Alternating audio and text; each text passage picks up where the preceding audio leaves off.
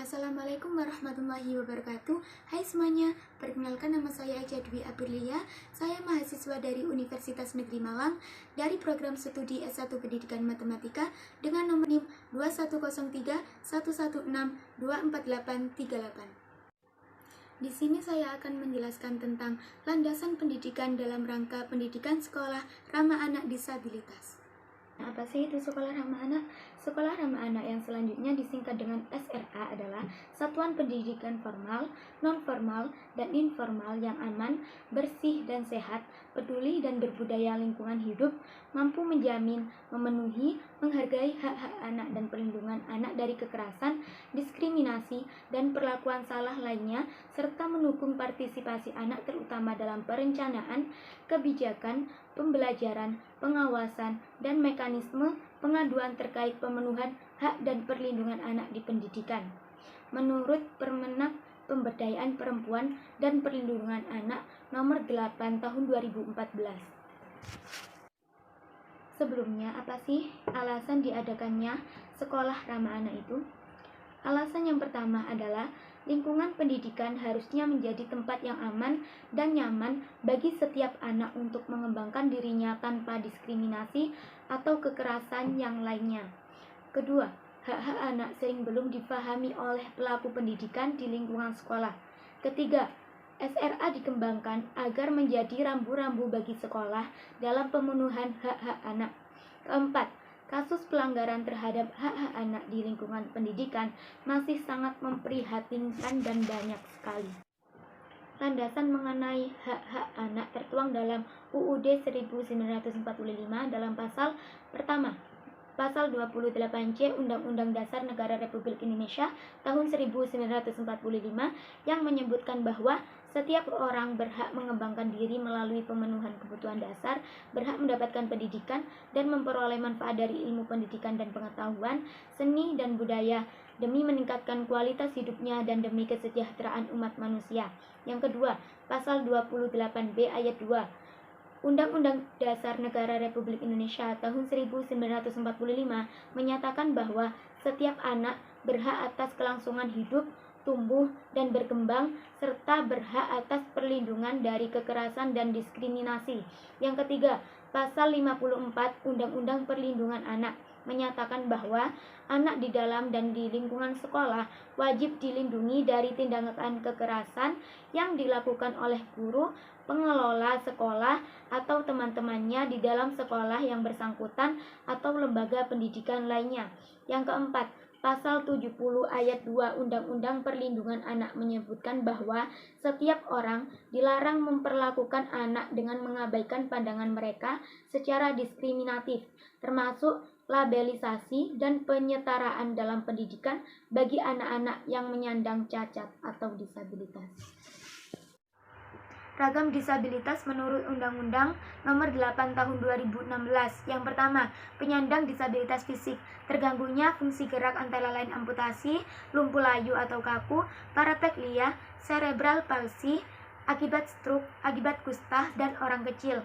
Yang kedua, penyandang disabilitas intelektual, terganggunya fungsi pikir karena tingkat kecerdasan di bawah rata-rata antara lain lambat belajar, disabilitas grahita, dan Down syndrome. Yang ketiga, penyandang disabilitas mental, terganggunya fungsi pikir, emosi, dan perilaku seperti psikososial, autis, dan hiperaktif. Yang keempat, penyandang disabilitas sensorik, terganggunya salah satu fungsi dari panca indera antara lain disabilitas netra, disabilitas rungu, dan disabilitas wicara. Yang kelima, penyandang disabilitas ganda, multidisabilitas atau lebih dari satu ragam disabilitas. Terdapat permasalahan-permasalahan yang dihadapi oleh anak berkebutuhan khusus, yaitu mencakup permasalahan internal maupun permasalahan eksternal. Pertama, permasalahan internal.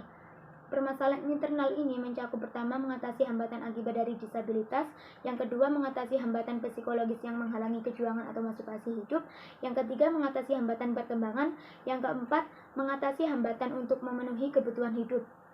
Dalam permasalahan eksternal ini terdapat beberapa, yaitu dukungan keluarga, sekolah, dan masyarakat belum optimal. Yang kedua, cara pandang masyarakat yang cenderung negatif, kebijakan dan implementasi masih terlalu timpang. Akses pendidikan bagi penyandang disabilitas. Menurut Dirjen Rehabilitasi Sosial Kementerian Sosial Republik Indonesia Hari Hikmat, penyandang disabilitas yang mengenyam pendidikan SD sekitar 89,82%, SMP 48,79%, SMA 24,73%, dan yang ke perguruan tinggi adalah 7,74%. Yang mengagetkannya adalah 53,76% penyandang disabilitas tidak mempunyai ijazah SD, menurut Hari dalam webinar Dewan Pers tanggal 31 bulan Agustus 2020. Yang kedua, menurut rasio non-disabilitas yang mengakses internet adalah 45,46%, sedang menyandang disabilitas hanya 8,50%. Kesempatan pendidikan bagi penyandang disabilitas yaitu semua jalur pendidikan, mencakup pendidikan formal, pendidikan non-formal, dan pendidikan informal. Pada semua jenjang pendidikan mencakup pendidikan usia dini, pendidikan dasar, pendidikan menengah, dan pendidikan tinggi. Mengenai semua jenis pendidikan, yaitu pendidikan akademik, pendidikan vokasi. Faktor-faktor rendahnya partisipasi disabilitas di Indonesia yaitu yang pertama, faktor geografis jarak tempat tinggal anak berkebutuhan khusus dengan SLB. Yang kedua, kesadaran masyarakat terhadap pendidikan yang perspektif disabilitas masih rendah. Yang ketiga, persepsi masyarakat bahwa sekolah bagi penyandang disabilitas hanya di SLB. Yang keempat, masih banyak sekolah reguler yang belum bersedia menerima siswa dari penyandang disabilitas. Akses pekerjaan bagi disabilitas. Yang pertama, menurut Direktur Ketenagakerjaan Badan Perencanaan Pembangunan Nasional atau Bappenas, Mahatmi Parwintasari mengatakan bahwa tingkat partisipasi difabel 46%, non-disabilitas mencapai 71% menurut Mahatmi dalam acara Temu Inklusi 2020. Yang kedua, menurut Undang-Undang Nomor 8 Tahun 2016 mengamanatkan kepada pemerintah dan BUMN memberikan kuota minimal 2% setiap 100 tenaga kerja baru dan minimal 1% untuk perusahaan swasta. Yang ketiga, kondisi ini tidak mudah dipenuhi karena berbagai sebab, baik dari kesiapan individu dengan disabilitas maupun tuntunan pekerjaan yang diminta pihak perusahaan. Perluasan akses pendidikan bagi disabilitas yaitu pada satuan pendidikan khusus, yang kedua satuan pendidikan penyelenggaraan pendidikan inklusif yang biasa di sekolah reguler, yang ketiga bentuk lain seperti PLS, homeschooling, atau yang lain-lainnya. Undang-Undang Nomor 8 Tahun 2016 tentang penyandang disabilitas. Yang pertama, Pasal 40 Ayat A. Penyandang disabilitas berhak mendapatkan pendidikan yang bermutu pada satuan pendidikan di semua jenis, jalur, dan jenjang pendidikan secara inklusif dan khusus. Yang kedua, Pasal 18. Setiap penyandang disabilitas berhak atas aksesibilitasnya. Yang ketiga, Pasal 40 Ayat 1. Pemerintah dan pemerintah daerah wajib menyelenggarakan dan atau memfasilitasi pendidikan untuk penyandang disabilitas di setiap jalur, jenis, dan jenjang pendidikan sesuai dengan kewenangannya. Yang keempat, Pasal 42. Pemerintah daerah wajib memfasilitasi pembentukan unit layanan disabilitas untuk mendukung penyelenggaraan pendidikan inklusif tingkat dasar dan menengah. Yang kelima, Pasal 42. Setiap penyelenggara pendidikan tinggi wajib memfasilitasi pembentukan unit layanan disabilitas. Selanjutnya, Pasal 44. Perguruan tinggi yang menyelenggarakan pendidikan perguruan wajib memasukkan mata kuliah tentang pendidikan inklusif dan kurikulum. Selanjutnya, Pasal 97. Pemerintah dan pemerintah daerah wajib menjamin infrastruktur yang mudah diakses oleh penyandang disabilitas. Pendidikan inklusif melalui sekolah ramah anak. Yang pertama, konsep sekolah ramah anak memasukkan pendidikan inklusif. Yang kedua, sekolah ramah anak memungkinkan anak berkebutuhan khusus dapat belajar di sekolah inklusif secara aman, nyaman, dan non-diskriminatif ataupun kekerasan yang lainnya. Yang ketiga, sekolah ramah anak seharusnya dapat melindungi semua anak terbebas dari perundungan anak. Selanjutnya, akomodasi yang layak atau AYL. Akomodasi yang layak adalah modifikasi dan penyesuaian yang tepat dan diperlukan untuk menjamin penikmatan atau pelaksanaan semua hak asasi manusia dan kebebasan fundamental untuk penyandang disabilitas menurut kesetaraan Undang-Undang Nomor 8 Tahun 2016. Akomodasi yang layak bagi disabilitas dalam bidang pertama, dalam bidang pendidikan menurut Peraturan Pemerintah Nomor 13 Tahun 2020. Kedua, dalam bidang budaya dan pariwisata. Ketiga, dalam bidang pelayanan publik. Keempat, dalam bidang proses peradilan Peraturan Pemerintah Nomor 39 Tahun 2020. Kelima, dalam bidang ketenagakerjaan. Keenam, pelindungan dari bencana. Selanjutnya, tujuan akomodasi yang layak dalam bidang pendidikan yaitu pertama, menjamin terselenggaranya dan atau terfasilitasnya pendidikan untuk peserta didik penyandang disabilitas oleh pemerintah pusat dan pemerintah daerah. Kedua, penyediaan akomodasi yang layak di semua jalur, jenjang, dan jenis pendidikan, baik secara inklusif maupun khusus. Selanjutnya, fasilitas penyediaan akomodasi yang layak. Penyediaan akomodasi yang layak minimal, pertama, penyediaan anggaran atau bantuan pendanaan. Kedua, penyediaan sarana dan prasarana. Ketiga, penyiapan dan penyediaan pendidik dan tenaga kependidikan. Keempat, penyediaan kurikulum. Strategi fasilitas akomodasi yang layak. Pertama, fasilitas akomodasi yang layak oleh pemerintah dilakukan secara bertahap. Kedua, dimulai dari lembaga pendidikan yang sudah menerima peserta didik disabilitas. Ketiga, pada akhirnya menjangkau semua lembaga pendidikan. Lalu, penyiapan pendidik dan tenaga kependidikan, seperti pemberian mata kuliah pendidikan inklusif dalam program pendidikan calon guru. Kedua, penyediaan guru pendidikan pada lembaga pendidikan yang penerima peserta didik penyandang disabilitas atau PDPD. Ketiga, penyelenggaraan pelatihan untuk pendidik dan tenaga kependidikan. Selanjutnya, penyediaan kurikulum. Pengembangan kurikulum disesuaikan dengan kebutuhan peserta didik penyandang disabilitas seperti standar kompetensi lulusan, standar isi, standar proses, dan standar penilaian. Penyediaan akomodasi yang layak untuk fasilitas yaitu bisa dari pemerintah pusat dan daerah sesuai kewenangannya. Kalau penyedia bisa dari satuan pendidikan atau lembaga pendidikan. Penerima manfaat itu ragam disabilitas, sensoris, fisik, motorik, intelektual maupun mental, dan bentuk akomodasinya yaitu sesuai ragam disabilitas. Anak berkebutuhan khusus atau ABK belum sepenuhnya mendapatkan haknya untuk berpartisipasi secara penuh dalam kehidupan bermasyarakat. Alasannya yaitu pertama, karena stigmatisasi. Kedua, terbatasnya layanan pendidikan. Ketiga, terbatasnya layanan kesehatan. Keempat, terbatasnya akses sarana dan prasarana lingkungan.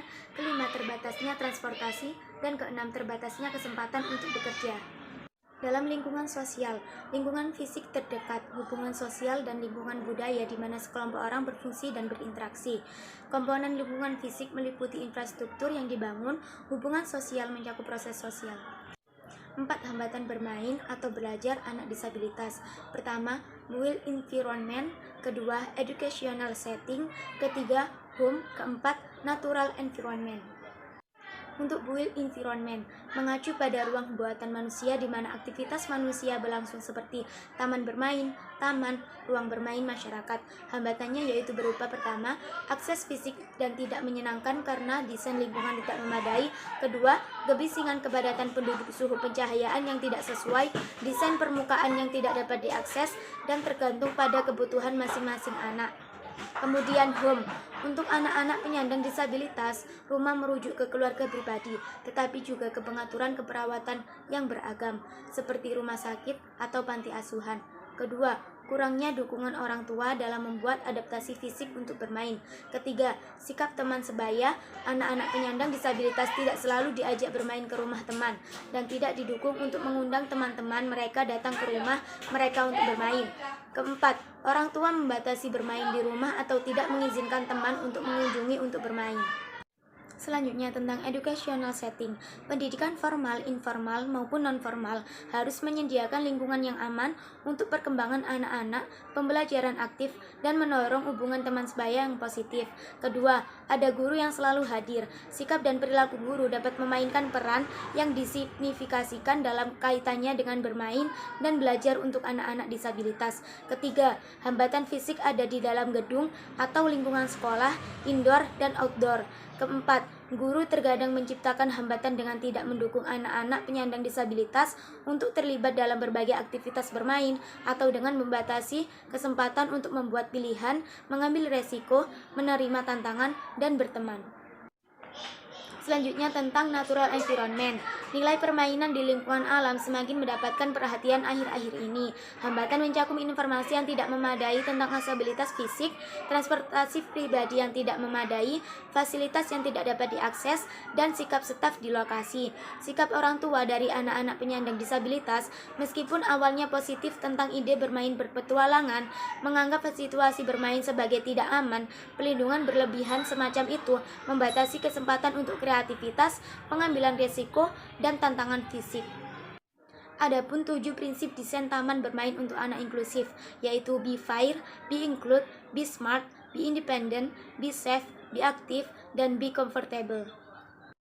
Adapun cara pembelajaran dalam lingkungan kelas untuk anak inklusi yaitu struktur dan furniture yang dapat diakses, aksesibilitas untuk manipulasi, aksesibilitas visual, memilih aktivitas yang tepat, dukungan dan dorongan, konsistensi, dan keamanan.